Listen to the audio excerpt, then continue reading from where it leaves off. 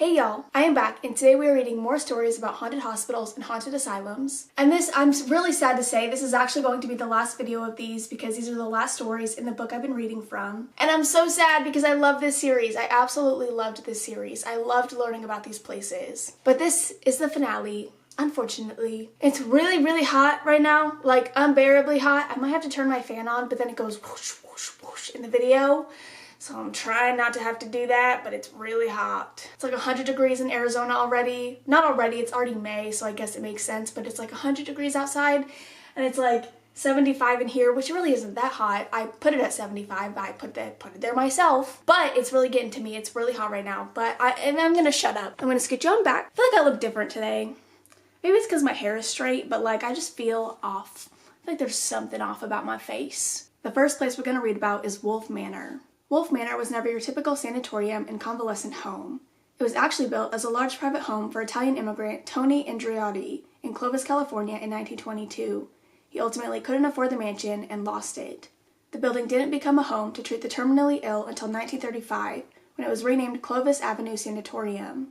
The 8,000 square foot mansion could only hold 100 to 150 patients at a time, but lax regulations and even weaker enforcement allowed the owners to house many more than was safe. Clovis Avenue Sanitarium was always so crowded that patients were regularly forced to sleep in the halls. According to historians, there were often 20 patients assigned to one nurse. The sanitarium sank further and further into a state of chaos over the years. People would visit only to find disturbing scenes of patients laying naked in the hallways or finding them tied to their beds or a toilet. Staff were completely overwhelmed, and discussion of suicide and murder permeated the mansion and its patients. Possibly in an attempt to quell dangerous overcrowding and lack of staff control, a hospital wing for mental disorders was added on in 1954. That did little to stem the alarmingly high death rate at Clovis Avenue. As such a small facility, it's astounding that thousands died there during its operation. With no morgue and every available corner of the manor occupied by patient beds and supplies, the storing of the deceased became a problem.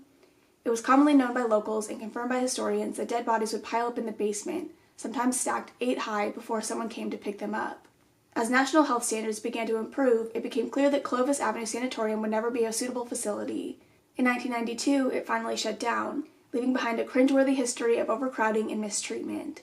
And so the Andreotti mansion lay quiet, until local entrepreneur Todd Wolfe bought the building in 1997 and renamed it Wolfe Manor. Wolfe saw the property for what it was, a spooky testament to a chilling history, so he turned it into a haunted attraction called Scream If You Can. Running a successful haunted attraction, Wolfe hired staff to dress in scary costumes and frighten visitors. What the workers never realized was how frightened they would become themselves.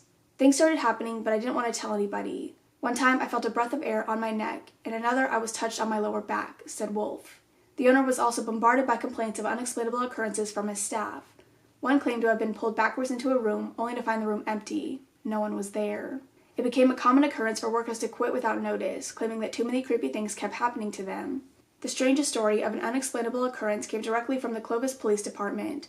They received and responded to numerous 911 calls and alarms from the mansion, only to find no one there and no apparent emergency. The strangest part is that as a haunted house attraction, the building had not been equipped with an alarm system or a telephone. Who in the world was calling? More importantly, how were the calls going through?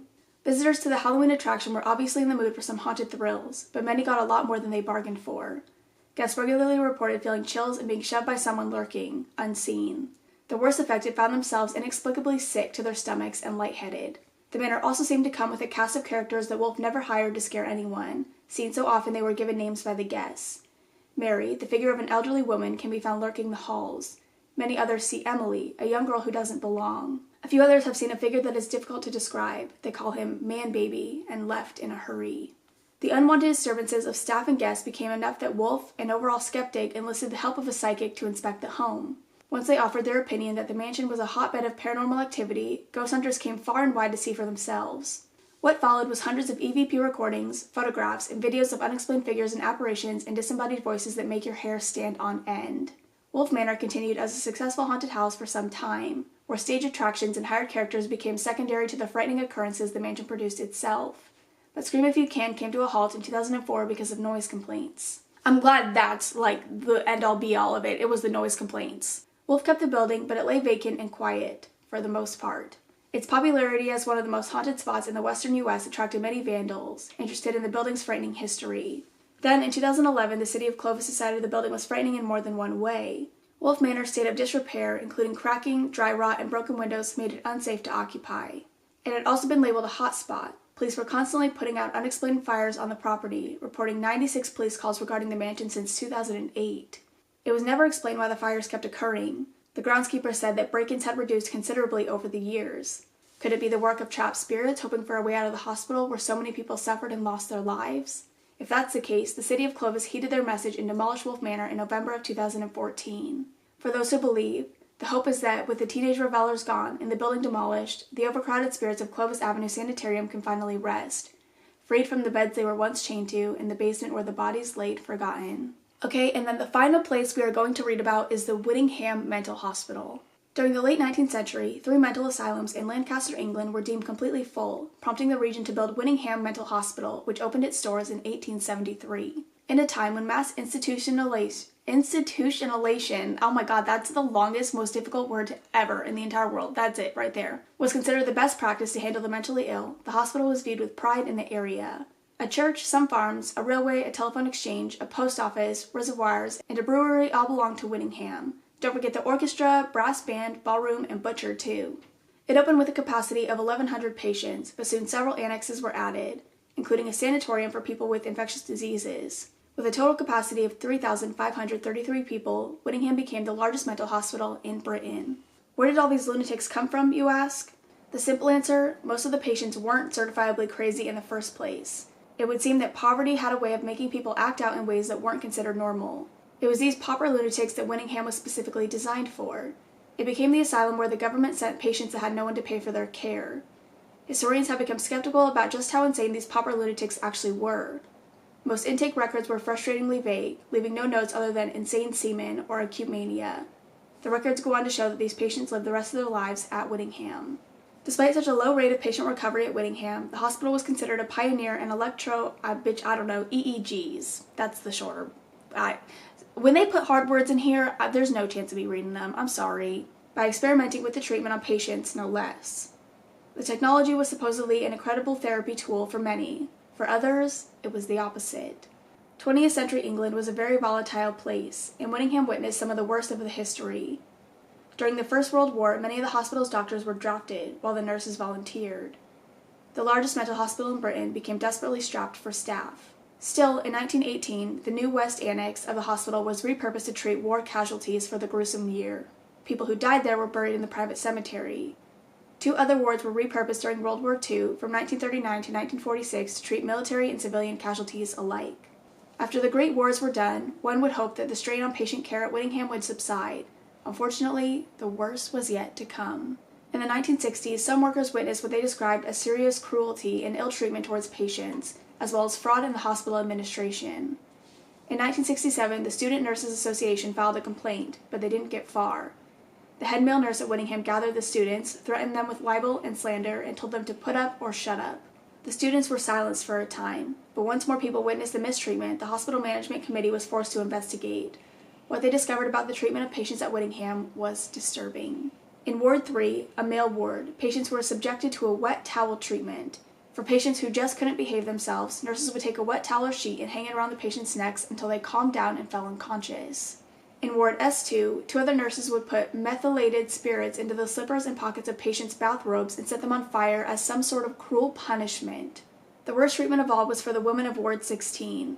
Here, patients were routinely locked outside in all sorts of weather, or in washrooms and cupboards to discourage bad behavior. Patient ailments were left untreated, and at times they were only fed bread and jam served as slops.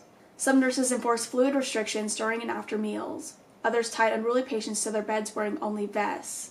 One woman was dragged out by the hair. Disturbingly, the hellish ward was under the direction of the same Catholic sister for 47 years. It seemed that in Whittingham's long years of operation, the hospital had descended into anarchy. Wards were infested with cockroaches, ants, and even mice, crawling all over patients who were unable to leave their beds. Most of the hospital hovered at unstable living temperatures, 46 degrees Fahrenheit or less. The hospital staff developed a culture of petty theft between wards. In the upper ranks, serious fraud and embezzlement took money right out of the patients' pockets. Money earmarked for patient care instead went to building expensive condos for hospital administrators. Once the atrocities at Whittingham came to light, the head nurse and head matron took early retirement. 2 other nurses were convicted of theft, while another nurse was imprisoned for manslaughter after an elderly patient he assaulted died. All we can say for sure about patient mistreatment at Whittingham is what student nurses and patients were able to prove in court, but everyone knew it was nothing close to the full extent of the suffering at Whittingham in its many years of operation. After the inquiry, the hospital limped on, under the watchful eyes of administrators carrying a dark label and countless stories of cruelty. Despite efforts to redevelop the hospital into something new, creepy relics from its unsettling past lingered on to tell the tale the patients couldn't. Lawrence Butterfield was a worker at Whittingham in the mid-80s and recalls spooky occurrences at the hospital after its darkest years were over. Working the night shift, Butterfield had a prime opportunity to become jolted by things that would go bump in the night. Not much seemed to faze him, though, until one night when he was visiting with another staff nurse after all the patients had gone to sleep. Suddenly his colleague became very quiet, and her face contorted into a look of confusion and fear as she watched Butterfield. When he asked her what was wrong, she said she had seen what she could only describe as a monkey shape, hovering just above his shoulder. It had disappeared before Butterfield could notice, but both nurses were left unsettled. All the staff at Whittingham had an aversion to one corridor of the hospital in particular. According to Butterfield, it was I've been calling him Butterfield and it's Bufferfield. Oh my god, I am not going back and rereading all of that. It's Bufferfield though. My bad. According to Bufferfield, it was notorious for weird occurrences, filled with windows that looked into older wards packed with old beds and furniture from Whittingham's dark past. Unexplained sounds and mysterious power shortages were only some of the strange experiences workers and patients had in this one hallway. But it served as a shortcut around the hospital, so they used it regularly. Once, Bufferfield had the overwhelming feeling that someone was watching him in the corridor, frightening him enough to scurry his way to safety.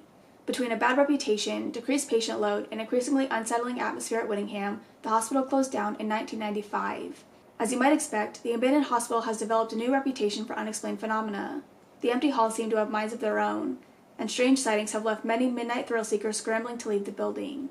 With its history of locking up the poor, experimental treatments, suffering the strains of 2 wars, and the rampant patient mistreatment that followed, the hospital seemed to dabble in all the worst parts of the history of mass institutionalization. It's no wonder the hospital's many wards send chills down any visitor's spine. Some might say that the tortured patients at Whittingham never received real justice for the behavior of the staff and seek revenge on whoever might still linger in the buildings. But aside from the occasional trespasser, life and suffering at Whittingham are over, and the building continues to rot. And that is the end. And again, I'm very sad that this is ending because I really did love this series, but the author has so many other books about haunted places, and so I want to read you a couple of them, and I want you guys to let me know which one you want me to read next. He has a book about real haunted Ouija boards, which I've already started reading, but I kind of want to read 2 at one time. So he has real haunted cemeteries and graveyards, real demonic possessions and exorcisms, real haunted woods and forests, real police ghost stories, and real haunted castle and fortresses. Oh, and he has real hauntings at sea as well. So if any of those sound interesting to you, let me know. I'll probably end up reading like all of these because I really love this author and I really love the books he puts out. I'm gonna have it linked down below as well, or I'll have the author's name down below. I feel like I've completely forgotten to do that, and I feel really guilty about that because I should be crediting him for the book that I'm reading. So I'll have the author down below, but if any of those, again, sound interesting to you, let me know and I'll start reading that one next. But other than that, I'm gonna go. I love y'all. I will see you in the next one. Bye! I have nothing to say. Oh my god, I do have something to say. So an update about the cat. We haven't seen her in a couple of days, but we did install a security camera in our backyard so that we could see her if she came by. And we have like a motion sensor on it, so whenever there's motion in the backyard, I get an alert on my phone. So we've seen her once in the backyard since we've gotten the camera, but we haven't seen her again. So it's really hard because she's so like inconsistent with when she's coming here. And I think part of me really does think that she has a home because she's very happy and very healthy looking. She doesn't look super skinny or anything like that. She barely eats the food that I leave out. So something tells me that she does have a home. And if she doesn't have a home, that other people are giving her just as much love as we did. And so she's being fed, she's given water, and I think she's like living her best life right now. And so I don't really know what to do, honestly. It's hard. I can't just like grab her and go. Like that's not a possibility because she's almost never here. And it's also hard because to get into my vet, they don't really have appointments right away. I'd have to wait a week or 2. So I don't know what to do because she comes so randomly that if I were to take her and put her in my laundry room, she would have to be in there for a week at least. And I don't want to do that to her, especially if she's getting love from other people and she's like possibly has a home. Like I can't do that. I can't. But that's the update on that. It's really nothing exciting. I'm going to go because my throat kind of hurts. So yeah, see ya.